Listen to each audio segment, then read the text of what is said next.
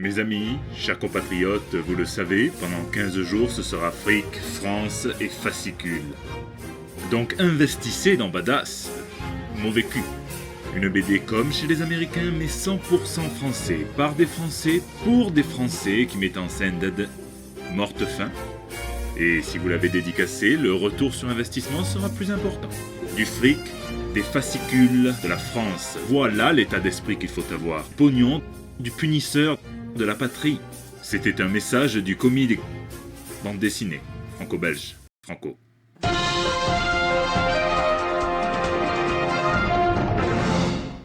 Ah bah oui, 21 plus 23%, ça fait environ 20 millions de personnes, et comme ce serait quand même dommage de se priver de toutes ces vues, moi je vais faire le renard, je monétise ma chaîne pour faire à mort de l'argent, pour faire plaisir à Monsieur Macron, un ancien banquier de chez Rothschild, et je rebaptise mon émission le JTBD, parce qu'ici, on est en France, et on parle français, et oui, et ne me remerciez pas. Et trêve de blabla, parce que le temps, c'est de l'argent, donc tout de suite, ce sont les news, les infos de la semaine.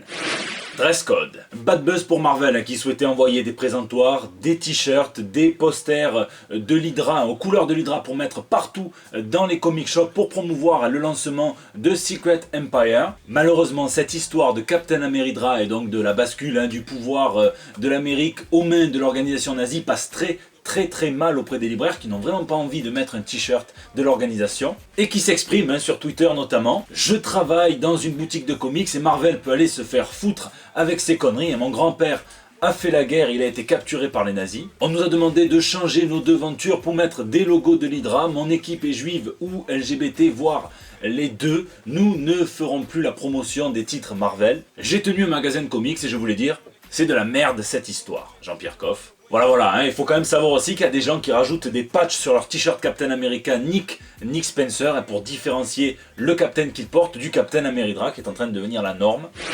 Edith Siaf. Et on prend des nouvelles d'Ardian Siaf, le dessinateur indonésien accusé d'avoir caché des messages qu'on pouvait interpréter comme haineux dans les pages de X-Men Gold numéro 1. Alors c'est pas très malin, mais il a été vu en compagnie d'un leader d'une communauté musulmane assez charismatique et très controversé peu après l'incident. Il dit qu'il a juste répondu à une invitation suite au tumulte médiatique que ça a créé. Il a donné son témoignage à un petit journal de Jakarta pour dire qu'il n'est pas du tout traumatisé, qu'il a reçu des offres d'embauche des éditeurs locaux mais aussi américain, et qu'il a aussi reçu des offres, la possibilité donc de vendre toutes les planches contenant un message caché pour 3000 $ pièce. Alors il dit qu'il ne le fera pas, qu'il pense pas qu'il le fera, il veut les garder en souvenir pour ses enfants. Et par-dessus tout, il précise que ce n'était vraiment pas un message ni antisémite ni antichrétien, simplement sa façon à lui de se souvenir et d'ancrer dans la feuille en fait son souvenir donc de la marche du 2 décembre dernier.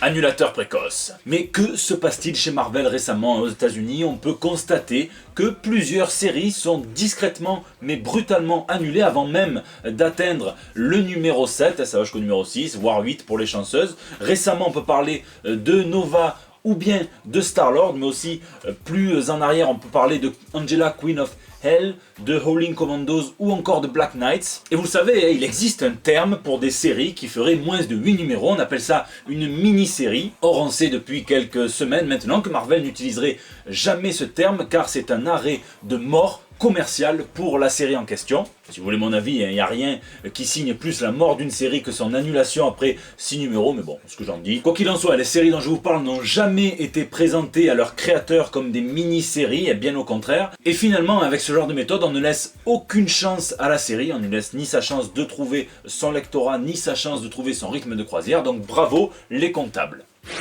Marvel Rétro. Mais tout ça est peut-être bientôt fini puisque Marvel continue de lâcher des informations sur son Generations et Legacy, et donc la maxi-série qui ramène tous les personnages originels de chez Marvel et ensuite le label qui poursuivra leurs histoires. Alors on sait que Peter Parker va perdre Parker Industries, que Planète Hulk va revenir dans les séries dédiées au Colosse de Jade. On sait aussi qu'Iron Man va ressusciter. Amen. Plus anecdotique, les X-Men vont rendre visite à Mojo, le producteur de télé-réalité monarque, vendeur d'esclaves sadique et tout puissant. Et alors ça, vous n'avez pas idée à quel point ça me met en demi-molle tout à fait exploitable, puisqu'il fallait quand même y penser. Un monarque producteur de télé-réalité dont la légitimité du pouvoir dépendrait seulement des audiences qu'il réalise avec ses émissions, c'est génial. Et en plus de la numérotation qui va reprendre avant qu'elle se soit arrêtée, avant donc les 78 135 relaunch et reboots, eh bien Marvel fait plaisir aux nostalgiques puisqu'il ramène deux trucs des années 70, les timbres à collectionner dans les comics Marvel, mais ça c'est un putain de sacrilège parce qu'on ne découpe pas ces comics, sauf si on s'appelle Monsieur Garcin, mais c'est autre chose. Et aussi elles sont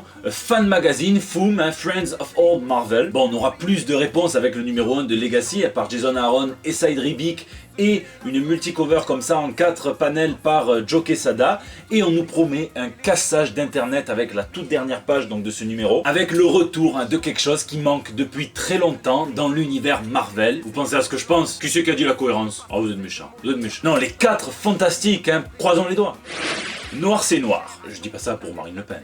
Non, d'abord viennent les jours sombres qui laissent place aux nuits obscures qui donnent naissance à la matière noire. DC lance une nouvelle ligne de comics pour moderniser et diversifier son paysage actuel. Ça s'appelle Dark Matter et le principe est simple, donc de nouvelles histoires, de nouveaux personnages issus du fruit de la collaboration assidue entre des artistes de talent et des scénaristes de talent. C'est au sommet de Diamond Comics, donc le principal réseau de distribution des comics aux États-Unis, qu'on apprend que DC souhaite un petit peu révolutionner donc la relation entre les artistes et les scénaristes en revenant à un réel travail d'équipe, moins d'ego, plus de teamwork comme ils disent, plus de réunions entre artistes, une vision beaucoup plus globale de tous les projets, l'adoption à grande échelle du plot script, donc un script à partir d'une intrigue un petit peu vague qui laisse de la place au dessinateur et non pas du full script à la méthode DC qui était bien connue avant, donc un scénario hyper détaillé qui laisse peu de place finalement à l'artiste. Et on en parlait avec John Romita dans l'interview qu'on avait fait au Magic, et ainsi Dark Knight lancera plein de nouveaux concepts. Dans New Challengers, d'Andy Kubert et de Scott Snyder, on découvrira une toute nouvelle équipe de super-héros pour qui le temps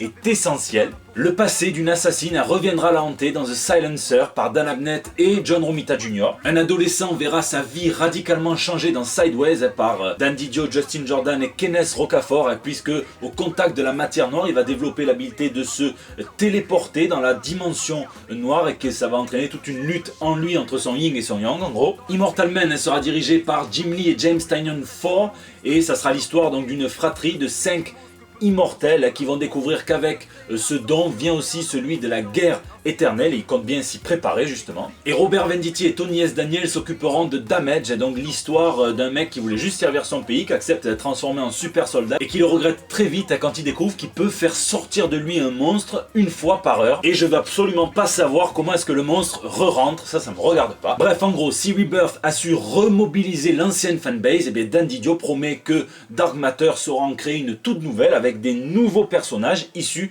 de la diversité. Un petit tacle à Marvel qui est accusé en gros de juste faire des liftings, des changements de façade, de prendre un héros, de changer son sexe ou sa couleur ou son orientation sexuelle ou sa religion. Donc sur une échelle de 1 à 10, 5 étant la parfaite demi-molle exploitable, je vous laisse me dire dans les commentaires le degré d'excitation provoqué par cette news. Frank Miller, le secret. Lors d'une séance publique avec Frank Miller, un artiste s'est vu demander quelle était la meilleure expérience qu'il ait vécue pour en arriver à ce niveau-là. Et j'ai trouvé sa réponse d'un triste, ça m'a fendu le cœur, il a répondu « se faire agresser et se faire briser le cœur ». J'étais à 2 doigts de relire Terror Scent pour trouver quelque chose de bien dedans, mais j'ai pas fait. Hop, je sens que j'ai niqué l'ambiance, donc on va finir sur un truc un petit peu plus léger. Il a annoncé qu'il y avait 2 Sin City en préparation, un dont on sait que ça se passera pendant la Seconde Guerre mondiale, et un autre qui se passerait 100 ans, voire plus tôt, genre au 19e siècle, et ça peut être tout à fait excellent. Bond. James Bond. Bon, c'est un petit peu passé inaperçu cette semaine, mais Dynamite a fait très fort en annonçant qu'ils allaient raconter les origines inédites et exclusives de James Bond en comics. Alors bon, tous les fans de Marvel et DC vont me dire, et alors, connard, oui. Mais là, on parle quand même de James Bond, qui est une propriété privée, et Dynamite a reçu l'accord pour cette histoire, donc des ayants droit de Ian Fleming. Donc en gros, c'est comme s'il y avait tout un nouveau roman de James Bond qui allait sortir, donc ça se passera pendant la Seconde Guerre mondiale. Ils ont tenu à garder la timeline. Et on connaît pas encore l'équipe créative, mais ça sent la hype. C'est à la mode en ce moment. Radio Comi. Ce week-end, c'était la Radio Londres, et bien demain, jeudi 27 avril à 20h, c'est la Radio Commis, le numéro 2. J'aurai le plaisir de vous y retrouver en live pour parler de la culture comics, de la culture geek, au sens un petit peu plus large, et de sa transmission surtout, la façon dont on la transmet, la façon aussi dont on la vit. Il y aura des invités qui partageront avec nous leurs témoignages, des chroniques, du quiz avec un lot à gagner. Alors pas besoin de liker 18 milliards de pages ou de me donner le droit de vie, de mort et de viol sur votre famille, vos ancêtres et votre descendance en entière. Non, c'est pour ça, on est entre nous, il n'y a pas besoin de faire que du marketing. Il y aura de la musique, vous pourrez intervenir directement, il y aura même des photos du commis avant que j'ai cette barbe douce et soyeuse. Et croyez-moi que j'ai hésité avant d'en montrer certaines. Donc je vous attends demain, soyez nombreux.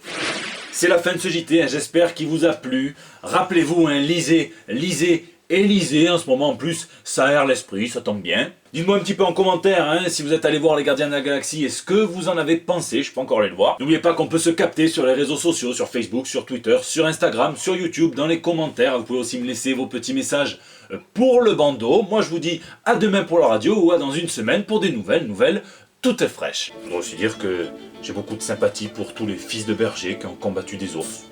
C'est cool aussi, qui parlent avec un accent, c'est cool aussi. 1%, c'est 1%.